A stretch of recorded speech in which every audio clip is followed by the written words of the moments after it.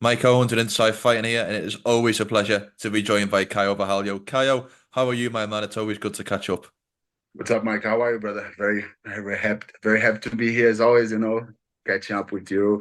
We always catch up since my first fight in the contender in UFC, so very good. I'm great. I'm great, brother. Just arrived from New York City. Great week for us and great week before that one with Carlos too. So definitely happy. You've been on the road so much, my man. I saw you at Abu Dhabi for 308, and then I see you in Vegas for Carlos Prates' fight, and then NYC for Mauricio Ruffy's big win. It feels like you've been on the road quite a bit.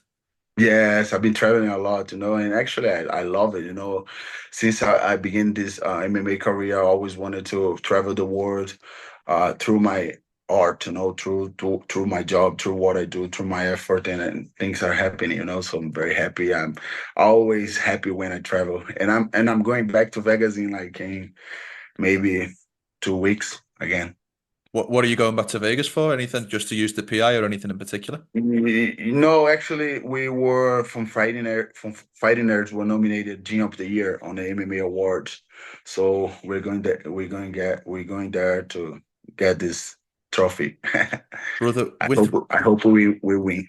I hope you win too, and I think you guys thoroughly deserve it for what you have done this year. And it really feels like your gym and your coaches and obviously your teammates and yourself are really getting the credit that you deserve, which is really good to see. Yeah, definitely. It feels amazing to have the credit that we deserve because we've been putting a lot of effort in the sport for the past 10 years, and all the coaches they work together as one, and everybody on the gym work together. We live this shit like it's our life, We put all our life inside the gym, inside the work, so it definitely is good when things play out and people start to recognize our job and our effort. It feels like you have the most UFC experience, and it feels like you're kind of the highest profile name out of the gym. Are you team captain? Do you guys have like a team captain or a leader? Is that a thing that you guys have? Yeah, kind of, like I don't like to use it like with any benefits or anything Mm. like that because everybody on the team doesn't matter who we have our obligations, we have all the things that we need to keep doing to get the respect of everybody. But I definitely one of the captains of the team, from with the athletes, and maybe I might be the leader, and it's good. It's good. It's a big responsibility, but it's good. I like it. Let's talk about Mauricio Huffy because what a big win. He showed so much in his debut and he showed so much on that Saturday night. So just your reaction and also I know you were in the corner as well, so just your overall experience at UFC 309. Oh, it was a great experience for him, all his wins. He has like 10 wins and 10 wins by knockout. So it was good for him to have this experience in the big arena as it is, and in New York, and have all this experience in a big card, in a main card of a big pay-per-view event. So it was good for his career. It was good for him. He was kind of upset after the fight because he felt that he could like get the knockout. But I came to him and said, "Man, I know you were upset. I know, but it was a great win. You actually didn't perform the way I was as we know that you can perform. I think we had like 40% of Mauricio Ruffy, and but you're gonna be thankful for this 15 minutes later in your career. You're gonna be thankful for that. You're gonna remember the fight every time you're gonna be on dangerous position and facing tougher guys. Definitely is gonna play out very good for a career. So he knows that. He knows what he needed to do that he didn't did, but he didn't. But he was like, okay, I accept that. I accept. It felt like his opponent, Yon Top, was extremely tough, and some of those overhands would have put a lot of guys down.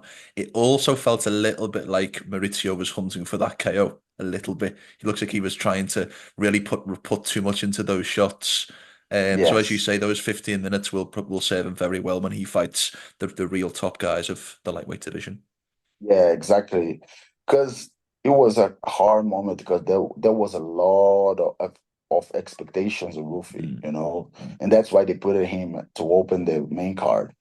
And to a guy that only has like one fight in the UFC, there was too much mm, expectations, mm. so that maybe play it out a little bit difference in his mind, and that's why he wanted the KO. He put a lot of effort to get the KO, maybe rushed some shots, but it is what it is. It's part of the game. I think he developed a lot from the experience, and next fight he'll be way more calm, collected as he always been. A lot of fans say, and a lot of the commentators on the night were talking about the comparisons to his stance to Conor McGregor, that kind of wide karate-based stance. Do you see the comparisons between his style and the notorious one? Yeah, definitely. All of us on the Fighting Nerds, because I begin, well, I started that with my coach Pablo Mm, Sucupira. He actually taught me everything about it, how to be calm, composure, control the distance. And I was watching Conor on the side all the time, and I knew there was a style that we could mimic and actually make it better, mm. and definitely Mauricio's one of the first guy that Mauricio's was seeing in the UFC that he wanted to be look like was Conor McGregor, and now people start to see that. Did you have an idol growing up, or a kind of role model when you were early on in your career whose style you modeled your own off? Yeah, there was some guys that I always watch it for sure. In a matter of persona and resilience and all that, I think Minotauro is Mm. one of the guys that I always look forward to, So, but in a matter of a style, I have a few ones. I have a GSP, I have a Conor McGregor, and funny, I had Darren Till too. Oh, I okay. always like the way he fought, the distance control, his stance, and all that. And I always study a lot of his tapes. And outside of MMA, on boxing, I really like it, Terence Crawford, but most of my studies come from Lomachenko. Mm. It feels like the fighting nerds are recruiting some new recruits because I've seen Elon Musk wear the fighting nerds glasses. I saw Jon Jones wear the fighting nerds glasses. It feels like everybody wants to be a fighting nerd at the moment. Yes, yes, yes. This glasses thing is genius, This is my coach's idea, the Pablo Sucupira idea. He came with this to be a symbol of the team. And it's actually very clever, because when you talk about symbols, you as an example, you have the hair from Paddy Pimblett that Mm, everybody was using. But when you put the hair, you become Paddy Pimblett. mm, It's the of Khabib's course. hair too, Yep. But when you put the hair, you becomes Khabib, But when you put the glasses, you becomes yourself in a better way. You become yourself more intelligent, more strong, Mm. So that definitely this is a good marketing thing, good idea. It also takes away from the traditional, I have to be tough to be a fighter, I have to be mean to be a fighter. You're one of the nicest guys in the sport and you're one of the best guys in the sport. And all Yeah. of guys are, I've never had the pleasure of speaking with the other guys, but they all seem to be fantastic guys and fantastic role models for how to carry yourself as a world-class athlete. Yeah, yeah. We wanna change the way that people see the fighters, Mm, because the fame of the fighter is always to be a tough guy that don't like to talk too much. That is always like mad or at something, That need to be tough all the time. So we wanna change that, We wanna break the bubble from the sport, to parents start to see the sport as a way of living when their sons wants to fight, they're not going to be saying, no, you need to be a doctor, you need to be this and that, because if you're a fighter, you're not that clever, you're not that smart and all that shit, But mm, now people are seeing smart guys kicking ass and behavior in the right manners, So that's definitely something that inspires people. That was the first idea from the team and from the name Fighting Nerds, because it's mm. two things that comes along very far away from each other, but we are you we are. make them a unit, because Mm. it's the nerd who's always being a guy that suffer bully, that is not has no courage, doesn't stand for himself. And then there's the other guy, the fighting. Seems to be a guy that stand for himself, but is not smart enough. So we reunited two concepts together to have a perfect concept about a fighter.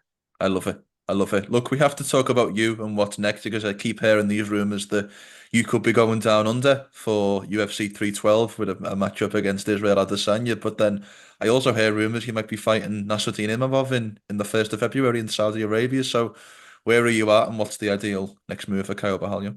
I'm just waiting on the UFC, whatever the guys want and whenever the guys want and against anyone they want, I'll be there. I'll be accepting the challenge. I know I'm one fight away from the title, so it doesn't matter if a guy is in front of me or on back in the rankings. I don't care that much. I wanted the Israel Adesanya fight. I think they presented two fighters for him, me and Imavov, and I think he chose Imavov. He actually posted a story on his Instagram studying Imavov's tape. So I think he already made his choice, and I'm just waiting. So Let's if see. it, Let's see how the division plays out because it's a little bit messy right now. We have Strickland, we have Kamzat, we have uh Adesanya and Imavov might maybe fight each other. So I don't know. I honestly don't have a clue. Mm. Because there's two guys in many ways who deserve a title shot. There's Sean Strickland, who was promised a title shot. And then with what Hamzat Chimaev did against Robert Whittaker last month, how can you deny that man a shot at the middleweight title? So it almost feels like, and I know that you and Hamzat are good friends, it almost feels like you could fight whoever doesn't get the title shot next out of Sean and Hamzat. Yeah, yeah. Like, Kamzat is my brother. Mm, As is Strickland is a friend of mine too, mm, but we all know that in this point of the career, in this point, oh, sorry. Oh, Sorry. no problem.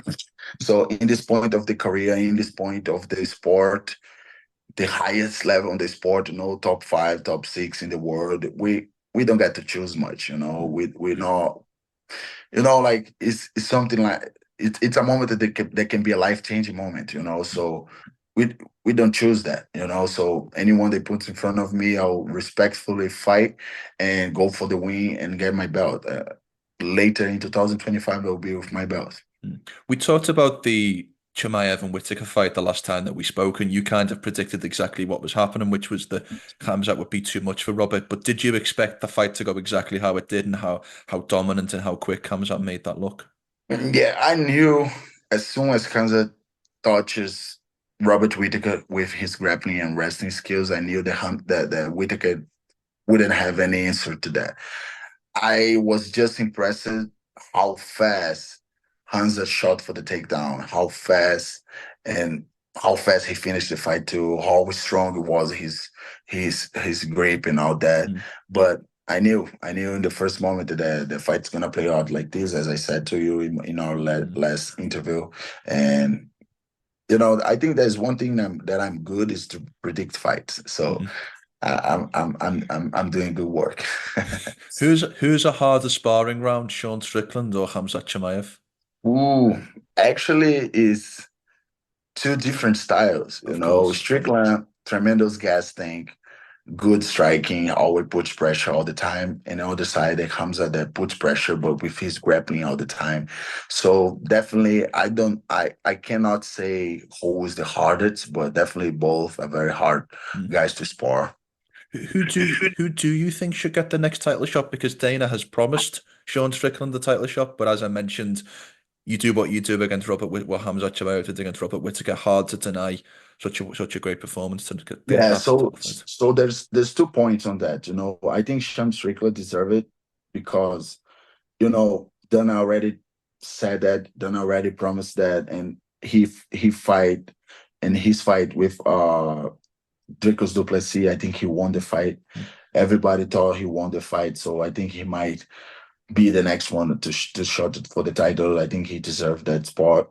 But in the other way, his last performance against Paulo Costa wasn't the best performance, wasn't the best fight, is the best one of the best fight that we've seen. I think it was a normal fight. So definitely it plays out. It plays out a little bit against him. On the other side, we have Hamza that had an amazing performance against Robert Whittaker. Nobody did that to Robert Whittaker since then.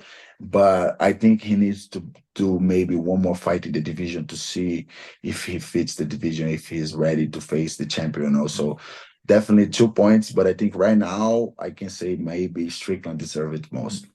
But returning the conversation back to yourself, you feel like one big win, first quarter of 2025, and you're right there for a title shot later on in the year. Definitely, definitely. I think so. Uh, Hunter already told that to me as soon as I got out of the cage with Cannonier. He told me like, I think I might want one more fun fight for you, and then after that you go for the title. So yeah, I actually, to be honest, I think I deserve the title. Like Mm. I'm a seven fight unbeaten, 7 fight win streak, amazing performance against Jerry Cannonier. I did to him what nobody did to him already. I think even Adesanya that fought him for the title didn't do what I did to him. So I might, being honest, I might be deserving that title for sure right now. But if they want me to do one more fight, I agree with that too, and I'll be ready. But it also feels like, I saw you appear on the embedded shows a couple of times last week. I think episode 1 and episode 5. The UFC are flying you out to these big pay-per-views as a kind of honorary ambassador to do Q&As and fan meet and greet. It feels like the UFC are pushing you as a star and that they're giving you that love. Are you feeling that? Yeah, I'm feeling that definitely. I'm feeling that I have a good relationship with the UFC. I always had, and now that I'm delivering great performances against tough guys, against high level guys, I think they might see what I always see, what I always saw, in myself. I since my first fight that I said that I'm a title contender for sure, that I have had the skills inside the octagon and outside the octagon, and I think they started to see that, so that's why they are doing this to me, putting me to travel and all that, and I love it. I love it. Well, last question from me, Kyle, probably the most important one. Where are my fighting nerds glasses? You're giving out these What's glasses out to up? all these celebrities and all these. Where are Bro, mine? I thought we were friends. we are more than friends, brother. I need to see you. As soon as I see you, you're gonna get the glasses for sure, You deserve that, brother. My man, Kyle, it is always a pleasure catching up. You are the main man. It's so good to see you in this position in your career. Have a great rest of the year if we don't speak before, and I look forward to seeing you in a big fight in Thank you. 2025. Thank you. You too, brother. You too. Take care. And I look forward to talk with you again after another great win, maybe.